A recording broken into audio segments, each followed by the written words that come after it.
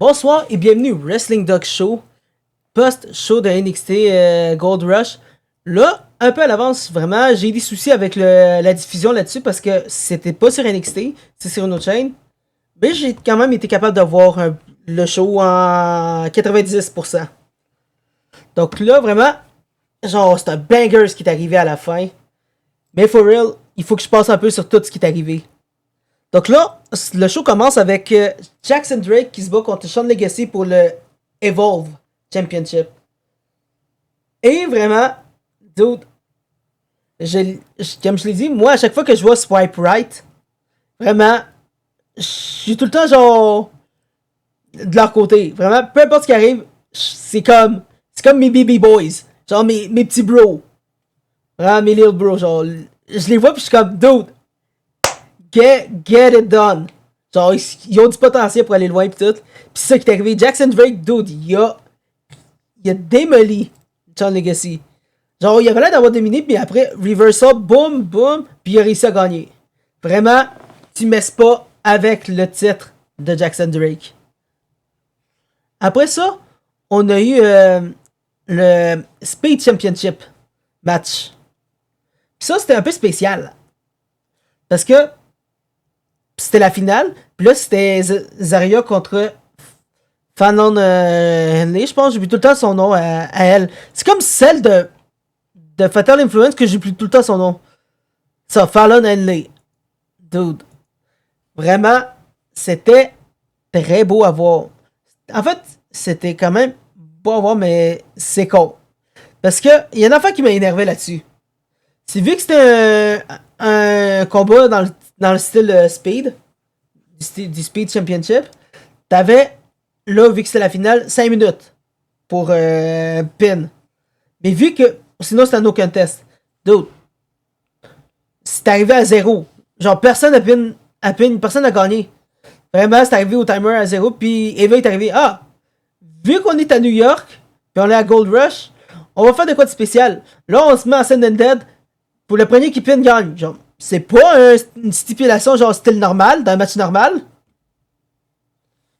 Puis ce qui est arrivé à la fin, c'est que Fatal Influence a intervenu, puis Zarya a perdu. Donc là, c'est Fallon Henley qui a payé le titre Speed. Puis on aurait cru que Fatal Influence aurait gagné les 3 titres. Mais non! Avant tout ça, on a eu une annonce spéciale de John Cena. Dude, on a eu les participants, le nom des participants pour le Iron Survivor Challenge. Puis c'était un peu compliqué pour les hommes. Donc on avait eu au début Javon Ayant et Leon Slater, les Young OG. Puis vraiment, genre c'est fucking nice que les deux soient dans le match. Mais je te garantis qu'il y en a un qui va trahir l'autre là-dedans. Genre ça va être fou. Je pense que ça va être Leon. Parce que ils veulent garder Javon comme le babyface de la compagnie dans le côté NXT. Puis en plus, on rajoute en troisième candidat là-dedans, Joe Hendry. Le gars, genre, je pense que c'est le gars qui a le moins de chances de gagner là-dessus, selon moi. Genre, il a quand même des bons talents pis tout, mais tout le monde là-dedans, genre, le surpasse. Genre, de loin. Parce que là, on a eu comme quatrième personne qui rentrait, c'était Dion Lennox, genre de Dark State. Puis on l'a vu avec Dark State. Eux, quand ils veulent démolir de quoi, ils font. Eux, they get it done. If he wanted you gone, he'd do it. Genre un peu comme le meme, genre. He was a serial killer. Dude. Faudrait que je le retrouve pour la remettre. Mais faudrait, genre, c'était pareil. Puis là, ce qui est arrivé, c'est que il a mentionné 2 personnes de plus. En disant que ils ont le potentiel pour rentrer dans le match. Mais vu qu'il restait une personne, ils vont se battre pour le dernier spot. Genre le soir même. Donc c'était Mossburn puis Trick Williams.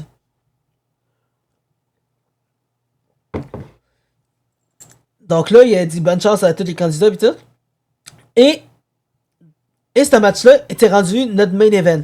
Donc là, je vais pas un peu spoiler ça parce que je veux passer après sur le reste. Après ça, on avait eu Kelly Jordan contre... je dis encore Zaylee, mais c'est Lei Yingli et Jordan Grace. Puis, genre, je suis choqué, mais aussi pas choqué.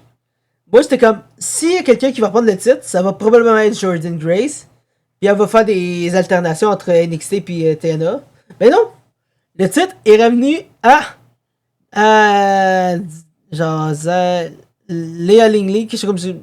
Je l'avais le nom avant, mais je vais dire comme Sentinel le dit, Léa Lingley. Mais for real, c'était excellent. Vraiment, tout, c'est pas passé comme je pensais qu'il allait arriver. Donc vraiment, ça veut dire que c'était un très beau match. For real, nice. Ça, Lei Yingli, my bad. Puis là, après, on arrive sur genre un segment de Fatal Influence qui était en train de se préparer de préparer Laney Reed pour son match. Et il y a une petite surprise. Donc là, on arrive au match. En fait, avant ça, on a eu la danse de Cena, des femmes qui vont être pour le Iron Survivor.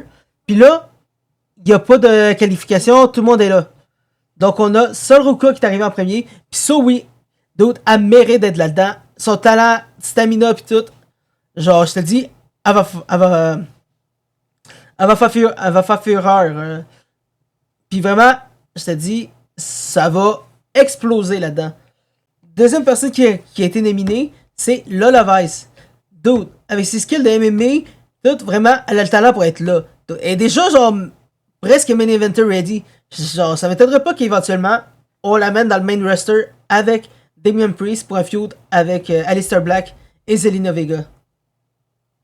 Là, troisième personne, c'est là que je suis parti en couille. C'est là que je suis parti en hurlant parce que j'étais un peu furieux. C'est Kelani Jordan, la championne. En fait, l'ancienne championne. Mais oui, je te dis, elle a été nominée, puis vraiment, je sais pas, j'aime à quel point je la déteste. Ça veut dire que son gimmick fonctionne. Mais ça. Donc là, j'étais parti un peu furieux, un peu de la même manière, comme si j'aurais vu Logan Paul être nominé pour de quoi. Mais là, en quatrième personne, genre, la quatrième personne qui a été nominée, c'était Jordan Grace. Pis ça, c'était quelque chose.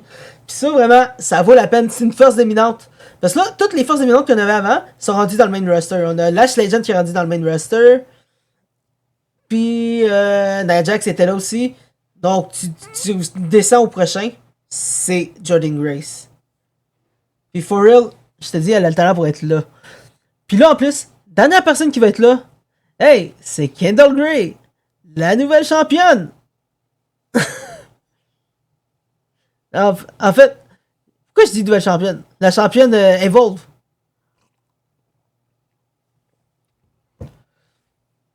Puis for real, je vais en parler un peu de ce match-là parce que c'était quelque chose. Donc, c'est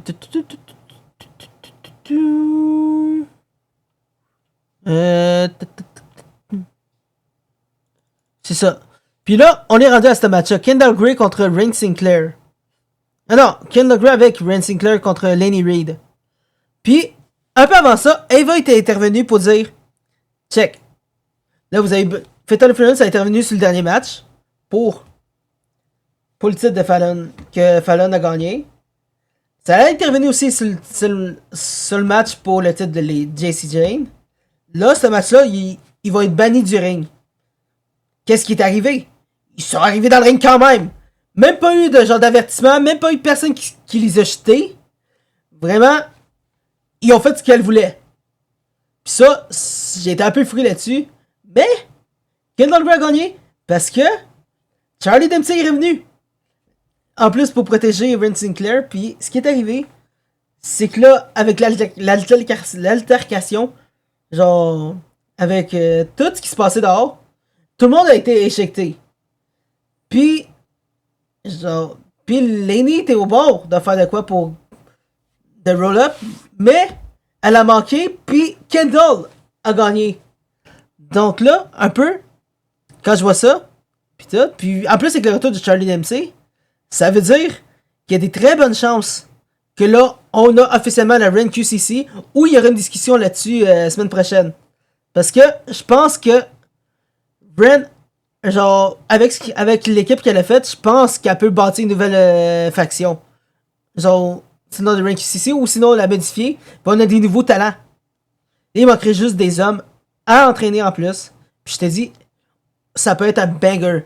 Déjà, Kendall Gray, avec ce qu'elle a show-off, je te dis, dude, tu l'amènes un peu dans le style de. Genre du NQCC, genre. Pis vraiment, t'as de quoi.